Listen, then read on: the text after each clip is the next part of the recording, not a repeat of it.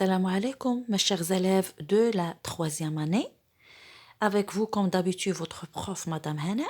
Qu'est-ce qu'on va faire aujourd'hui? On va faire un résumé général concernant la partie de la leçon 2 qui a pour titre Atomes et ions. Dans cette capsule, on va s'intéresser à la partie des atomes. On va bien la comprendre avec cette carte mentale. Et dans la prochaine vidéo, Inch'Allah, je vous promets de vous donner une autre carte mentale concernant les ions. Alors, commençons. Donc, comme vous voyez là, la première des choses à savoir, c'est que l'atome est constitué par un noyau et des électrons. Ça, d'une part. Donc, les constituants de l'atome, c'est noyau et électrons. La charge du noyau de l'atome, noté Qn. Q, c'est le symbole de la charge. Vous voyez, N, je veux dire là, par N, le noyau, c'est plus Z multiplié par E. Par contre, la charge des électrons de l'atome, c'est moins Z multiplié par E. Mais qu'est-ce que c'est que le Z et qu'est-ce que c'est que le E? C'est ce qu'on va voir tout de suite. Le Z caractérise chaque atome parce qu'on a vu qu'il y a à peu près 118 atomes. Donc, un atome se diffère d'un autre atome par le Z. Qu'est-ce que c'est que le Z? Voilà la définition. Comme vous voyez, chaque atome est caractérisé par son numéro atomique de symbole Z. Donc, Z, c'est le symbole de ce qu'on appelle le numéro atomique. Numéro, c'est un numéro atomique. Il est caractérisé, ou bien il caractérise chaque atome. Donc, il caractérise chaque atome. Voilà la définition que j'attends de vous me donner, dans l'examen ou bien le contrôle. Quelle est la définition? C'est le nombre de charges positives que porte le noyau de l'atome. Voilà la définition du numéro atomique. Quel est son symbole? Bien sûr, le Z. C'est Z. Voilà. Donc, on passe à qu'est-ce que c'est que le E. Je vais vous expliquer qu'est-ce que c'est que le E. Alors, parlons des électrons maintenant. Les électrons qui composent l'atome, ils sont tous identiques. On note l'électron par E expose au moins. Donc, chaque électron prend cette notation ou bien ce symbole. La charge de chaque électron vaut moins 1,6 10 moins 19 coulombs parce que chaque électron est chargé négativement et la charge de chaque électron vaut cette valeur. Et c'est le symbole de l'unité de la charge en général, la charge électrique bien sûr, c'est C. Le nom de cette unité est le coulomb. Ça commence avec le C. Donc, c'est clair. Donc, le symbole de cette valeur, c'est moins E.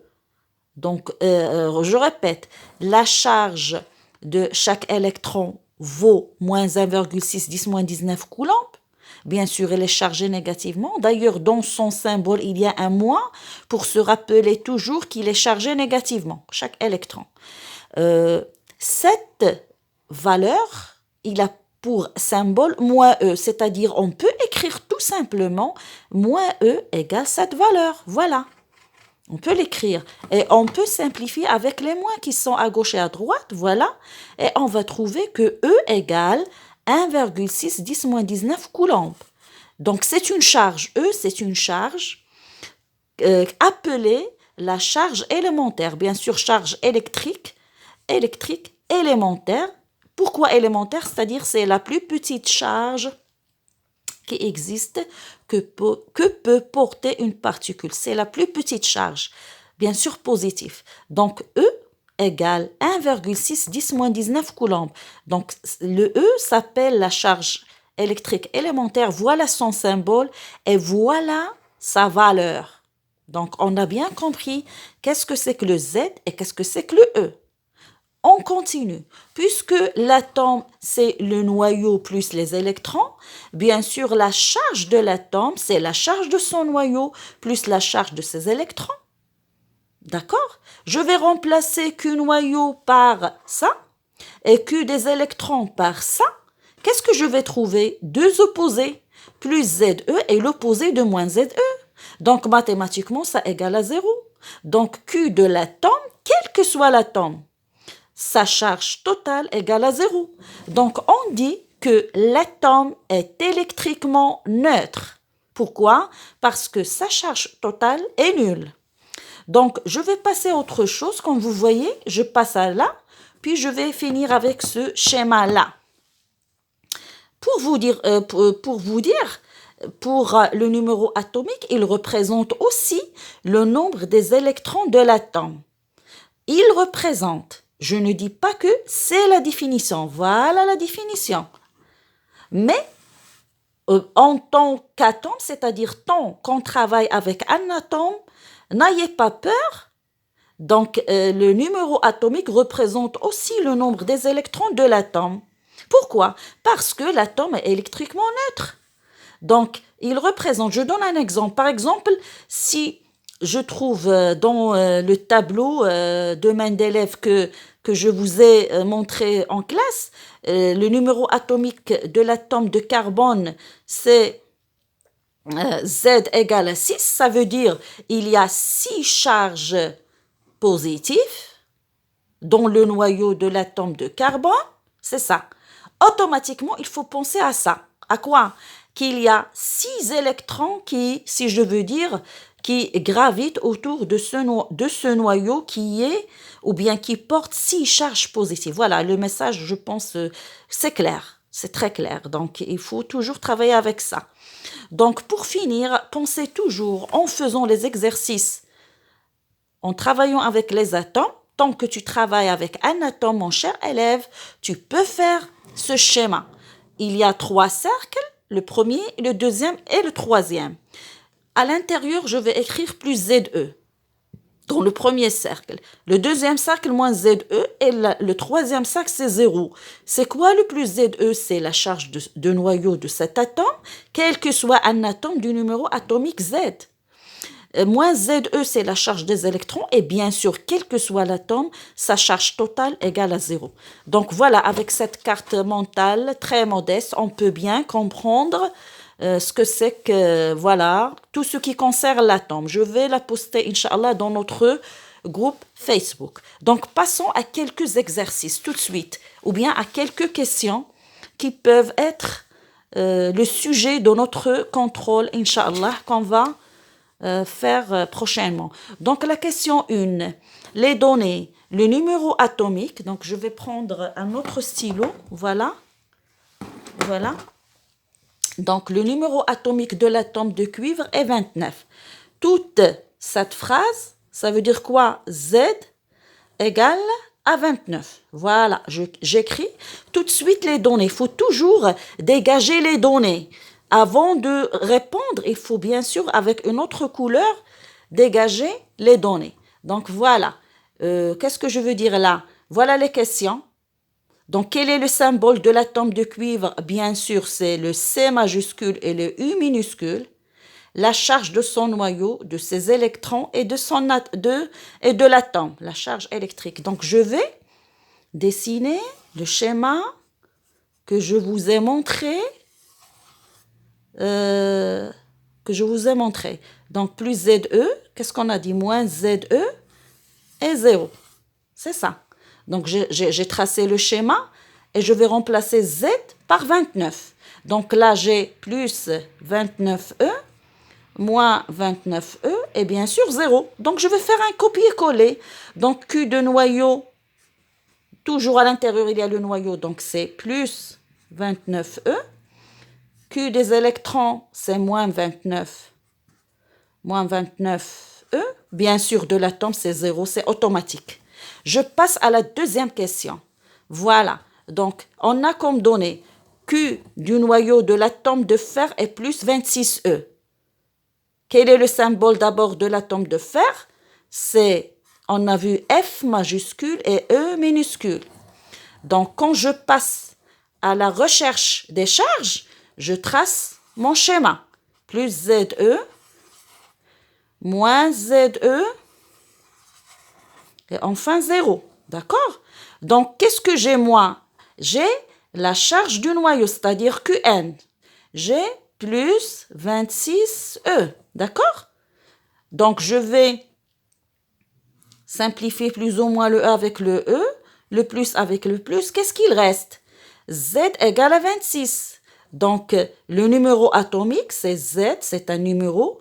Z est égal à 26. La charge des électrons, c'est toujours l'opposé de la charge du noyau, c'est moins 26E. Donc, je vais écrire là, moins 26E. Et bien sûr, de l'atome, c'est toujours égal à 0. Je passe à la question 3. Donc, on a comme donné la charge des électrons de l'atome du zinc. Ils nous ont donné moins 30E. Quel est le symbole de cet atome? On l'a déjà vu, c'est Z majuscule, N minuscule. Je passe aux charges, je trace le fameux schéma. Plus ZE, moins ZE, et bien sûr le 0. Vous voyez? Donc, qu'est-ce que j'ai comme données? Les électrons. Donc, je dois écrire là, j'ai moins 30E. De la même manière, je simplifie le E avec le E, le moins avec le moins. Qu'est-ce qu'il reste? Z égale à 30. Z égale à 30. Et j'ai oublié cette question, je m'excuse. Q noyau, c'est l'opposé de Q des électrons. Le Q des électrons était le moins 30E. Automatiquement, là, c'est plus 30E. Donc, j'écris d'abord plus 30E. Et Q de l'atome, c'est toujours égal à 0. Je passe à la question, si je veux dire 4. Voilà. Question 4. Donc, je vais essayer de m'asseoir. Voilà. 1 minute, mes chers élèves. Donc, je passe là. Voilà. Qu'est-ce que j'ai comme données? Le numéro atomique du chlore est 17. Donc, avant de lire les questions, je dégage les données. Tout ça me donne Z, donc, c'est-à-dire Z égale à 17. Quelle est la charge de son noyau en fonction de la charge élémentaire et en fonction du coulomb? Donc, pas de souci, pas de panique, c'est très simple. Qu'est-ce qu'il demande? Quelle est la charge de son noyau? C'est-à-dire, il cherche le QN, voilà, le QN, en fonction de la charge élémentaire. Qu'est-ce que c'est que la charge élémentaire? Je viens de le dire. La charge élémentaire, voilà, c'est E. La charge élémentaire, c'est E. Voilà. Donc, en fonction de la charge élémentaire E, bien sûr E, et en fonction du coulomb, c'est-à-dire le C. C'est ça. Donc, charge élémentaire, c'est-à-dire E, et le coulomb, c'est-à-dire dans le résultat final, il faut apparaître d'une part le E, et il faut faire apparaître aussi le C. Donc, qu'est-ce que je vais faire? Comme d'habitude, je vais tracer le schéma. Donc, on a plus le Z égale à 17. Donc, plus 17E, moins 17E et le 0. Donc, Q noyau, c'est quoi Q noyau que je cherche? Parce que je cherche Q noyau. C'est comme d'habitude, c'est très facile. Plus 17 multiplié par E. Voilà, j'encadre ce résultat. Pourquoi? Il est en fonction de E. Vous voyez l'apparition de E?